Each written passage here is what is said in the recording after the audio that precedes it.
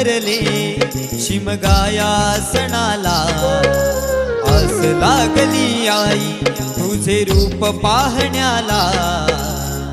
देव माझा एक वर्षान येतो भेटीला।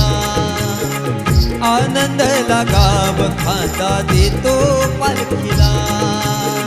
चरणाशी येतो आई आशीर्वाद खायला।